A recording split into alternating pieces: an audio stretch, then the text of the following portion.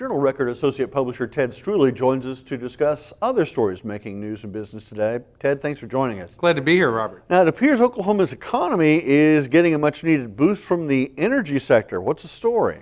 Well, it was actually a pretty good year for the energy sector, and we had several economists tell us that rippled into the rest of Oklahoma's economy, much as we would expect.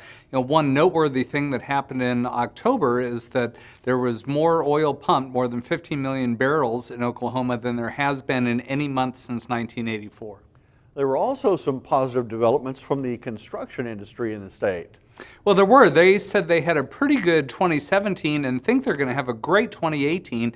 They're way ahead even just a week or so into the year. They're expecting that uptick to come in the form of a lot of infrastructure projects. Oklahoma's budget problems are having an impact on the Department of Transportation. What's the latest with that? Yeah, the Department of Transportation's had to go back and put off or scuttle still more of the projects they have on their hit list. That's very disappointing to a lot of cities who say they need those projects both for safety and for economic development. There was some good news last week on the healthcare front. There was. The Oklahoma Health Care Authority had cut reimbursement rates to Medicaid providers, but on December 29th they rescinded those cuts, which is pretty good news. Now, a major tourist attraction in Weatherford has some expansion plans. Tell us about that. Right, this is the Stafford Air and Space Museum. They want to add an 18,000 square foot addition to the museum. It's going to cost about $3 million.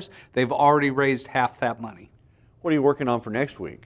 A Houston company is building Oklahoma's largest rail spur in Kingfisher. It's about a $40 million project.